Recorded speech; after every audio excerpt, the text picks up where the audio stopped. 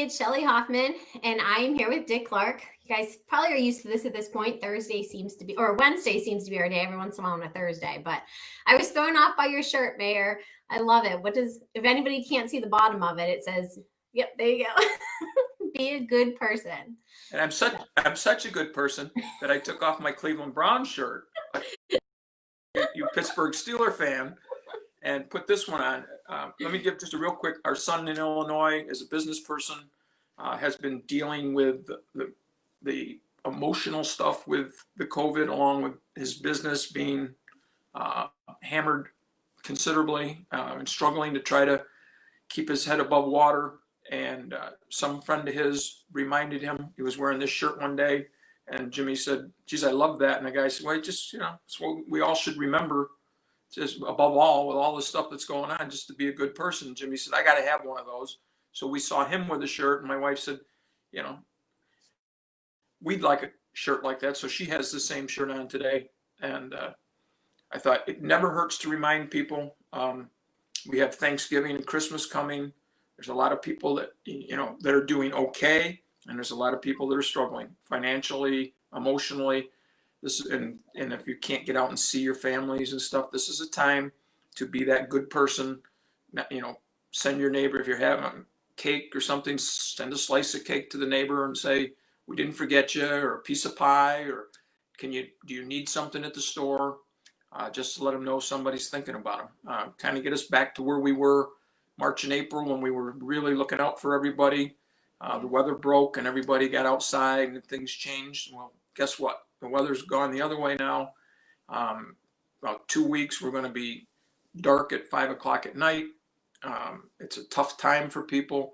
So any reminder we can have to be good to other people, I'll take that shot today, being a walking poster for it. It's a beautiful day today. I hope people take advantage of getting outside and enjoying the good ones we get. I see, looking at the forecast, and next week there's a couple days in the high 60s, maybe one day even hitting 70. So, we're not out of having good days, but we all know what comes after Halloween.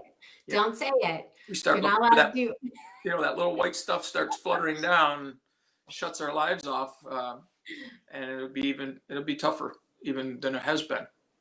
I did want to say, I watched Brian May yesterday.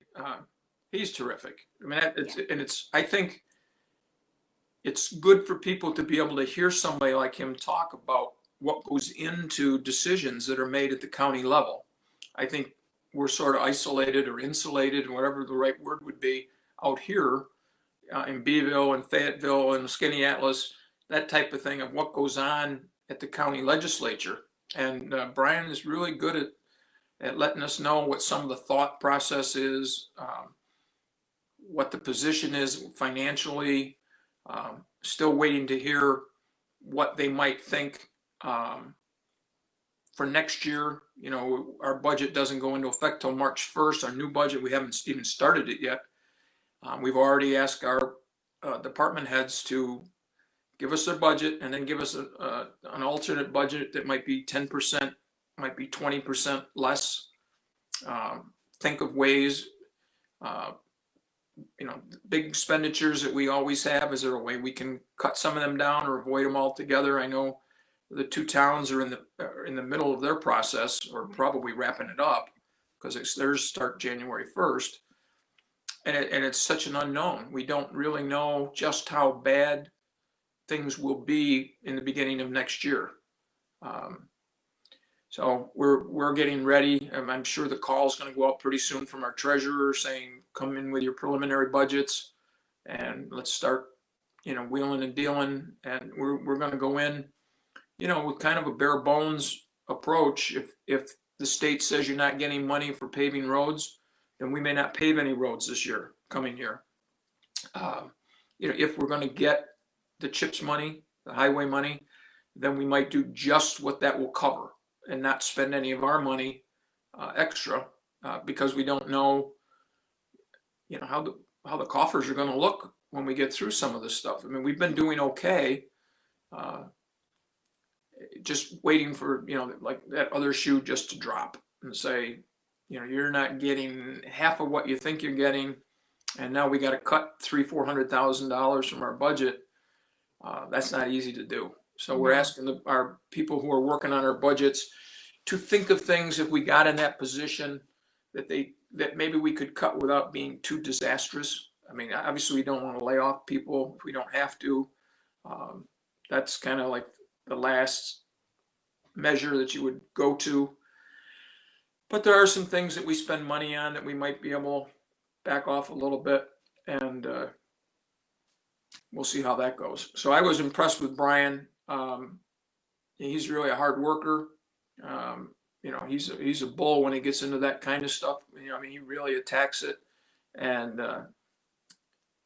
it's nice that he is willing to share that process with us, because I don't think too many other parts of the county have a representative who comes on live and handles that stuff. So we're very lucky.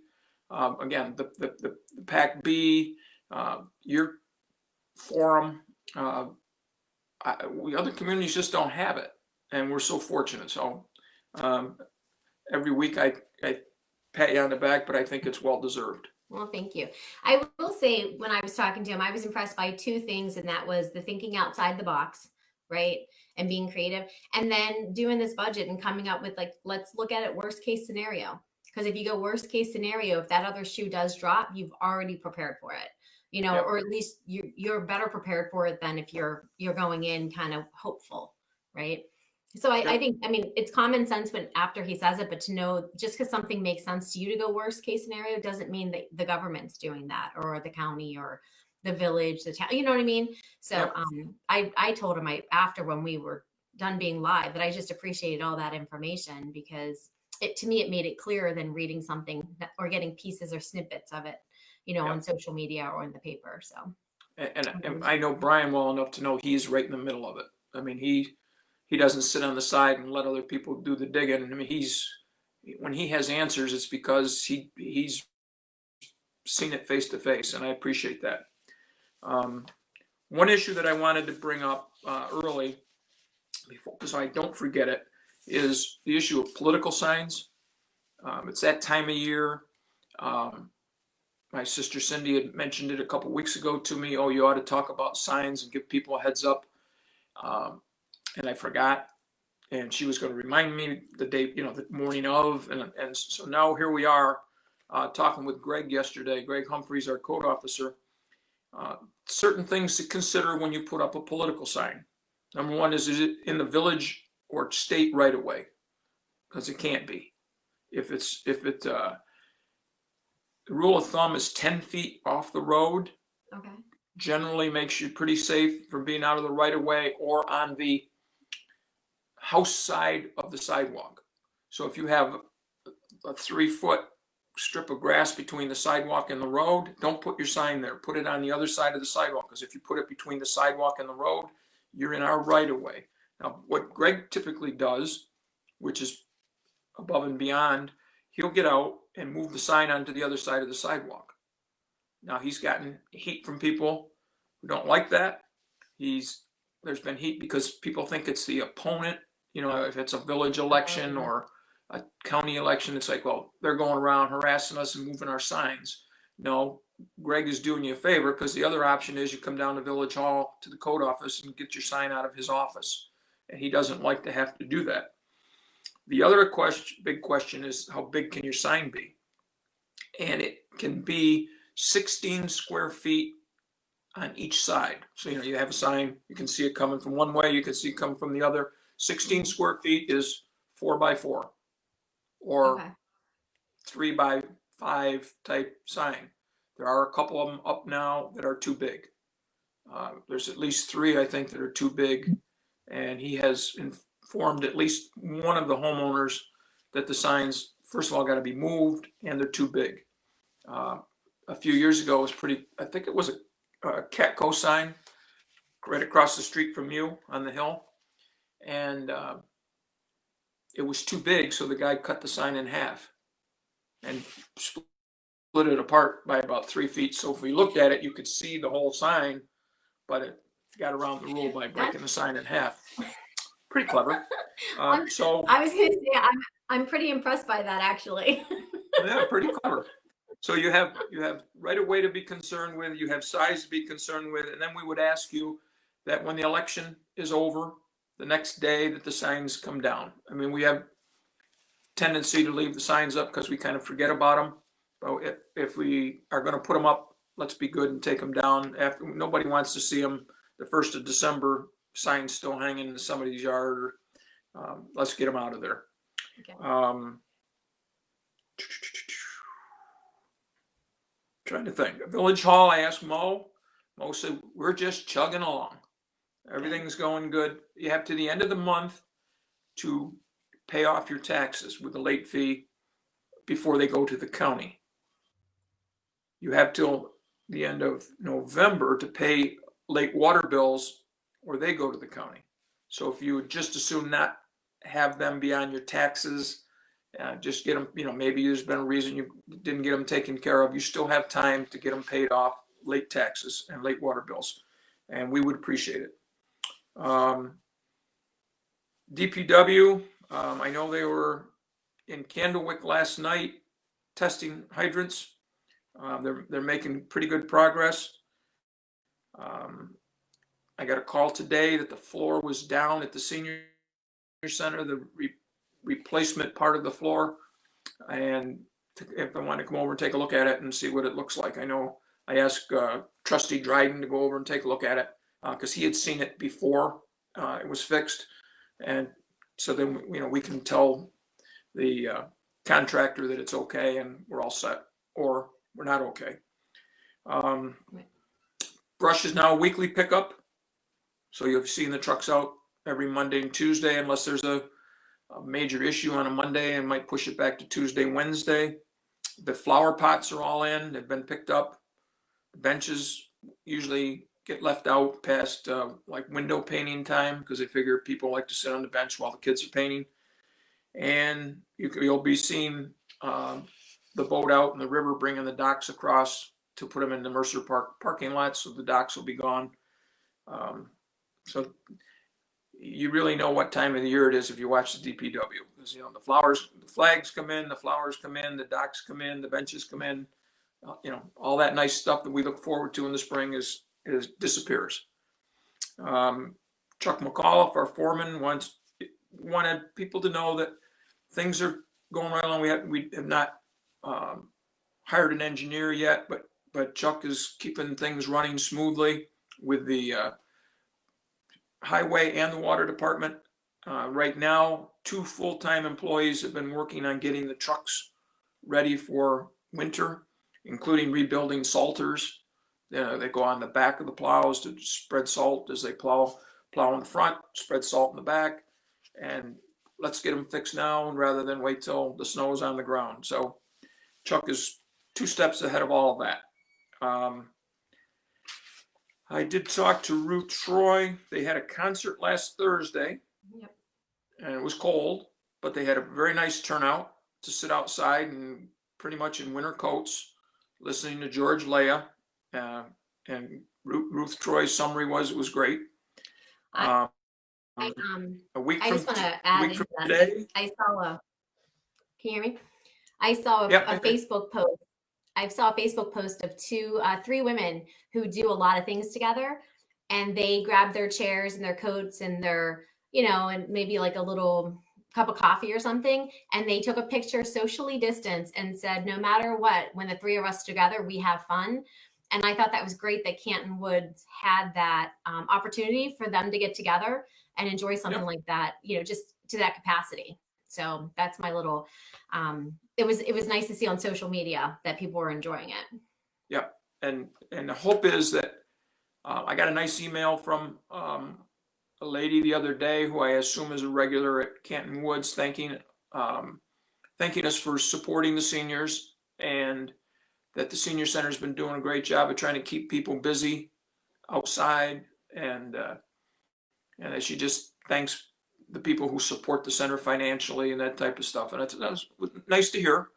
And I know Ruth is anxious for the floor to be completed because some of the outside activities, the art group, the book club, that could move inside. So that's kind of the next step. If the floor is okay and complete, then we can get to that. And we're hoping sooner rather than later. Let me see. She's got next Wednesday morning. I'll be scrambling. This is again over there for my flu shot at 9:30. It's 9:30 to 10:30. It's a drive up flu shot. So you'll be in your car with a mask on, have your insurance cards, and I'll probably just have a tank top with jacket over my shoulder, and there you go. Get me healthy. So then I'll scramble back to be on with you. Some of the stuff that she's posted is, I just asked her to remind me, the fall prevention class is still every Tuesday and Thursday. The peace lunch 3 days a week now, Monday, Wednesday, and Friday. Call for a menu, call to make reservations.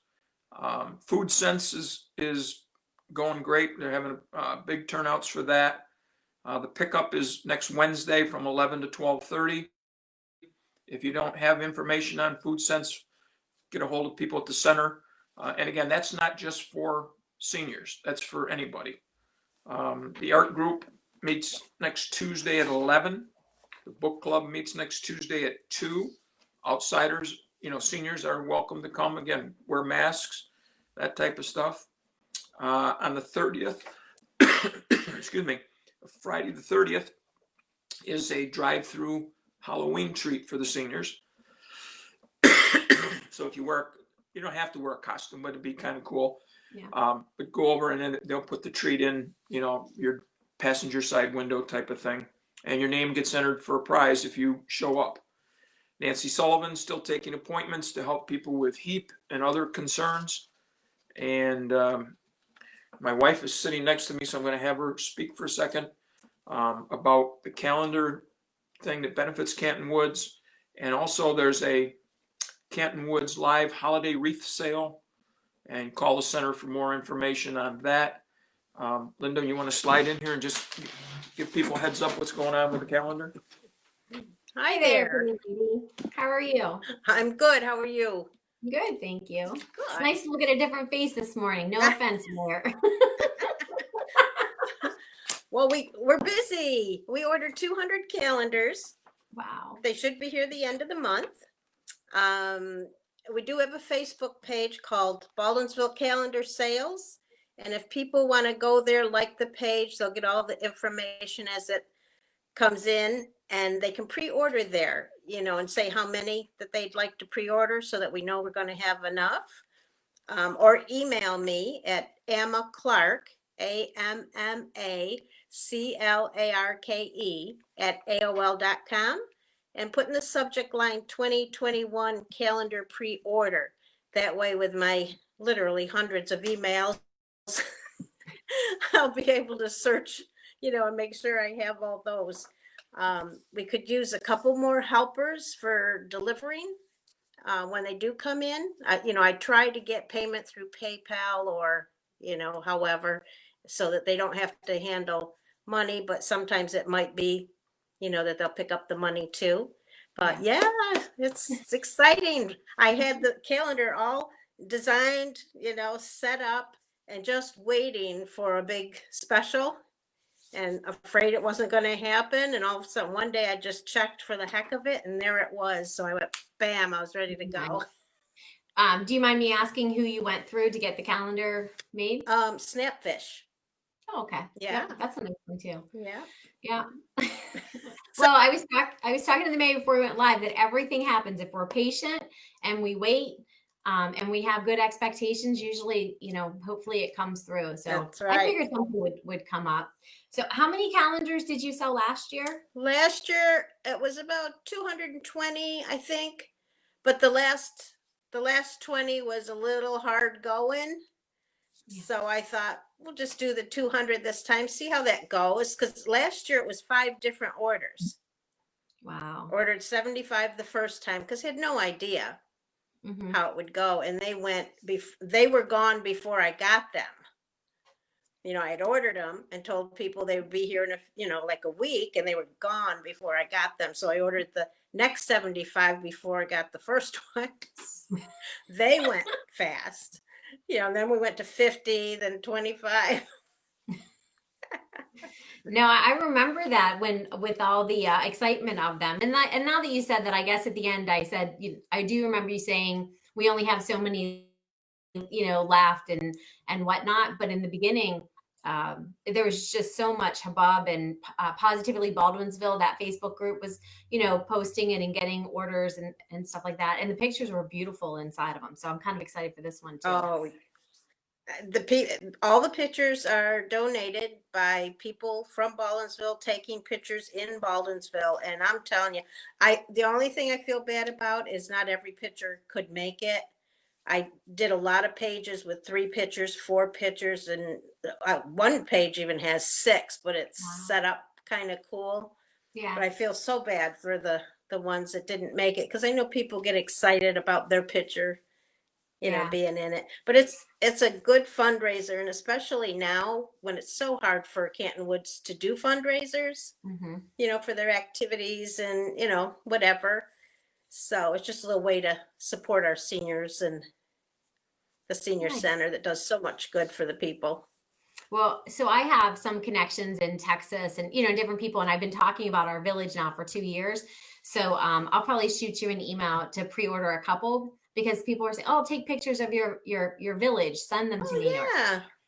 So I'll send it to them, and then that way they can have more professional pictures than I don't know if you saw my snapshot when I was on the roof of the building the other day, but I'm not a photographer. I don't pretend to be a photographer. But but some pictures that people take, I mean, our village is beautiful to begin with, but those photos, people with natural talent, even if it's just on their phone, it's crazy. So I definitely want to get a couple. I told Clarke too, I could do all pictures of the bridge and Red Mill Inn. I mean, I would love to have a calendar myself just of that, month after month. They're beautiful pictures. But we've got a good variety. We have, we've got a picture in there of the marching band with the Rose Bowl parade, just to document that, because that was a big thing. Yep. Yep.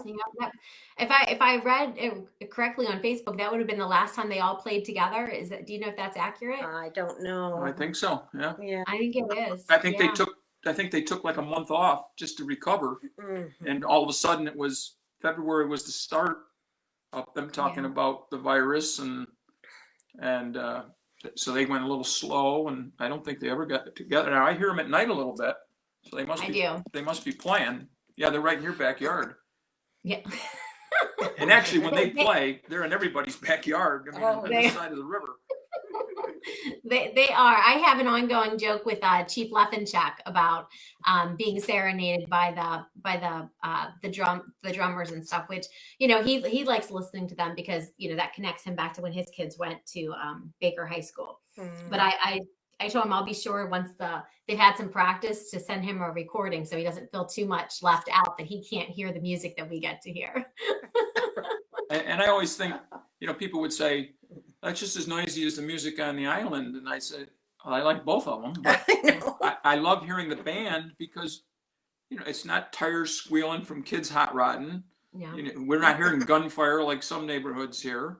To hear the band playing music, that's pretty nice. That's, our tax money's being well used. Our kids are getting something out of their life. I think it's terrific. So I would never complain about it. We have been known to dance on our deck, but don't tell anybody that. You just told everybody that. Oh, you two are funny. Well, thank you for that. The calendars make great gifts. I mean, we had people last year, I mentioned to you before, that would come and buy one, to support the center. And then they'd come back. Most everybody came back for more after they got the one. Nice. They would think, oh, so-and-so used to live here and they miss Beeville. I'll send one to them. Or some got them for every member of their family. And they were ordered from Hawaii, from Texas, from Virginia.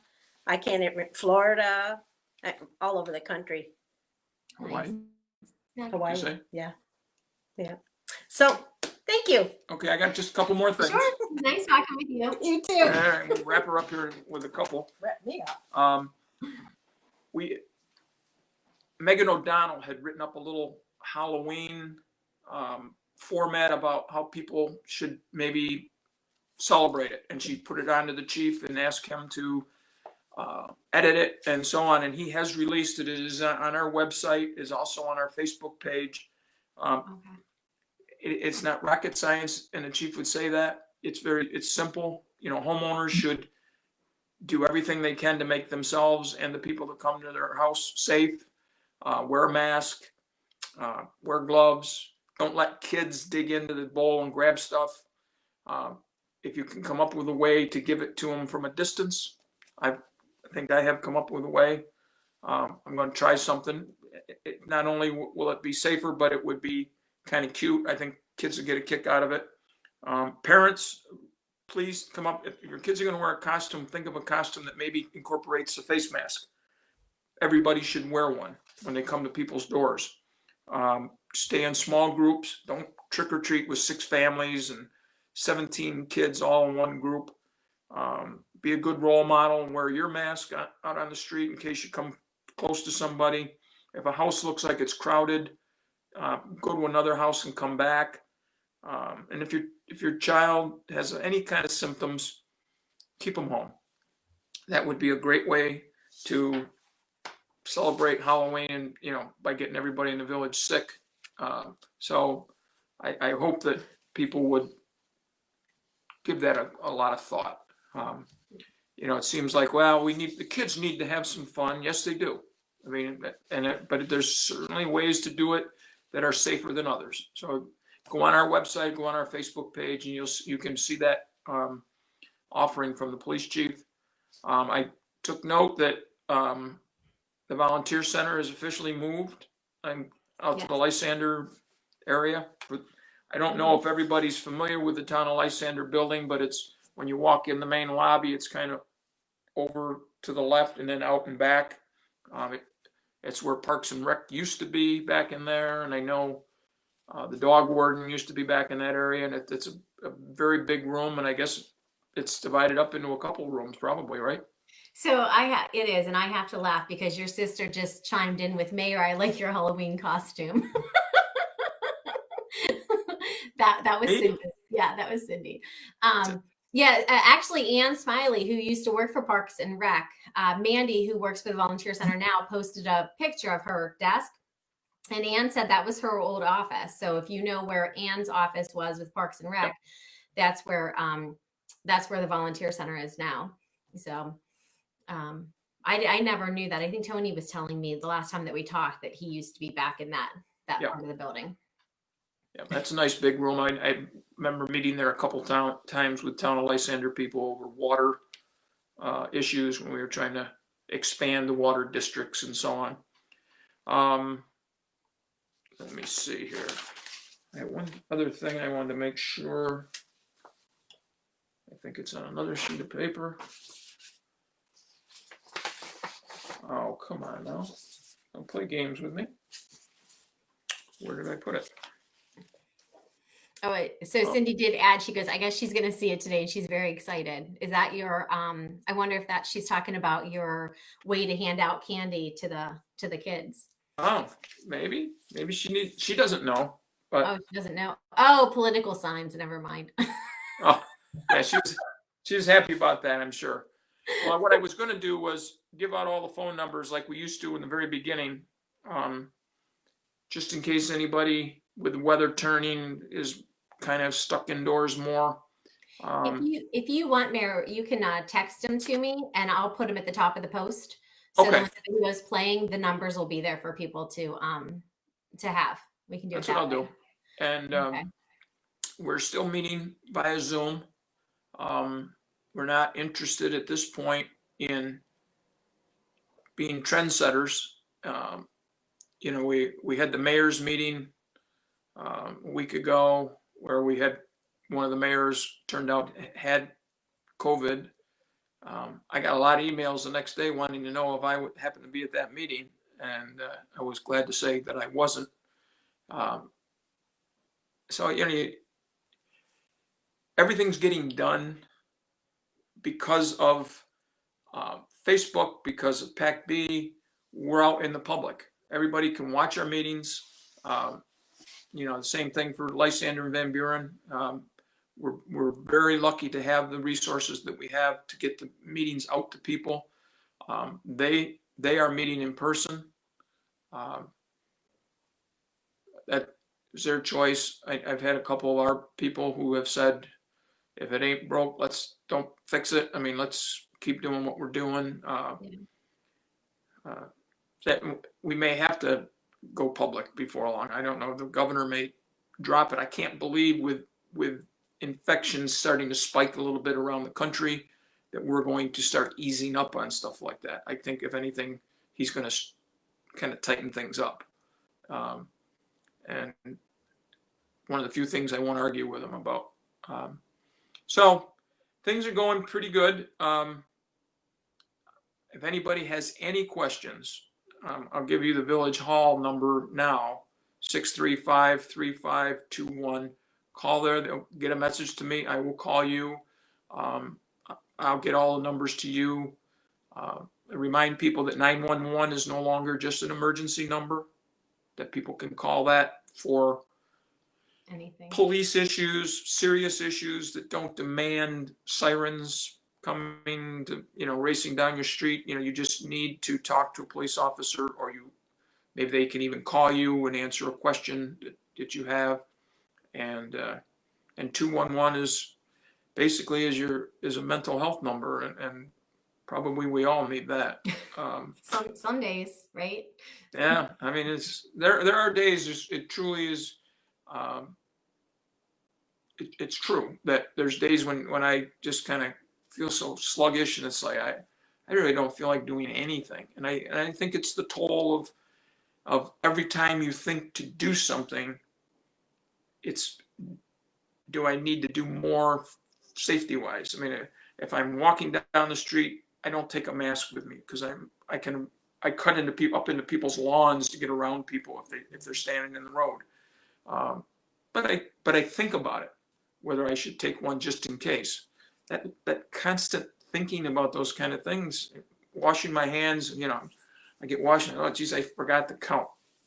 I do try to do the 20 seconds every time, and sometimes 11. I just kind of guess where I am, but I kind of figure out after a while. What about 20 seconds? You can kind of figure that, and but it does kind of tax your mind a little bit. We don't do anything. I don't just go hop in the car and go somewhere.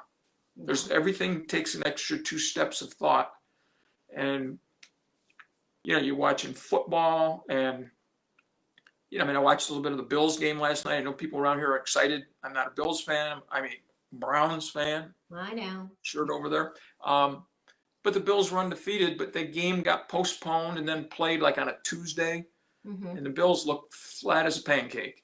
And I felt bad for Bills fans because they're thinking this is, they're on a roll, and because of the COVID, they lost momentum, and now they've lost a game, and other teams are not playing. The baseball teams have all gone in a bubble. They've got them in San Diego and Texas, and they can't go out of their hotels during the day, only to go to the game at night. But everything you watch, you look and you see an empty stadium, and you hear fake noise, and it's like, to me, that's all wears me down. And so I have to do some good things. So we keep trying to find fun stuff and little things, and we put jigsaw puzzles together. And last night we had blueberry pancakes for supper. That was a nice freshener. So hats off to people out there fighting and struggling, and you have help. And reminder again, Thanksgiving and Christmas are coming. The volunteer center is now in a new location, but still has the same principles. Yep. Call them, find out what you can do to help people at Thanksgiving time. They put boxes together with a turkey and dressing, and businesses around the village. I know the Village Hall always has a box, and people sign up what to bring in. Yep. Not as many people in Village Hall right now. I'm sure we'll still get that done. Christmas, I'm guessing that they'll have a building maybe still over in, where were they last time? I believe they're going to be over in Van Buren again. I think I don't want to say where, but I know they were looking for guidelines to make sure that they fit the COVID guidelines, and it was Van Buren. They were going to reach out over to them. So I believe they secured a building. I don't want to say the location in case I'm wrong or if it's not completely done, but they were talking about that this morning. I want to mention, we got a message about the Beeville Mills on Wheels. They're selling Syracuse books for $25 as a fundraiser. And they said, if you want to call them at the office, they're there Monday through Friday, 8 to 12, or 315-638-2171. But I'm thinking it's those Syracuse books. And Mary, if you're listening still, if you want to correct me, I think it's the books that around town, like maybe they have different coupons in them for different restaurants or activities, things like that. So yeah, they've done that several years, and it's a pretty good deal if you eat out a lot. I mean, I remember Linda and I, when we were eating out quite a bit, we got our money's worth. If you paid $20, by the time you went out about 4 times, you would save your money. Pretty good.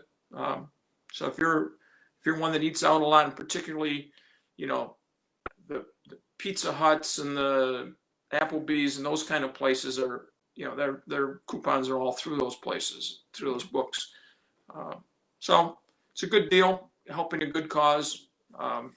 Meals on Wheels has been there through this whole thing for people. And again, I just have to take a second to salute everybody in our community that's been there for the people that have needed stuff, whether it's volunteers dropping off food or helping our veterans, whether it's the people working in the village, the 2 towns. People work through this whole thing, and it's kind of disappointing that the federal government hasn't recognized that communities like ours need some help. But maybe that will change. Who knows? Maybe. So just be a good person and go Browns. And Steelers. No, you can't both go. All right. Well, you have a nice week, and we'll settle who wins and who's the better team next week. How's that after the Steelers win? Sounds good. Have a good one, Shelley. You too. Bye. Bye-bye.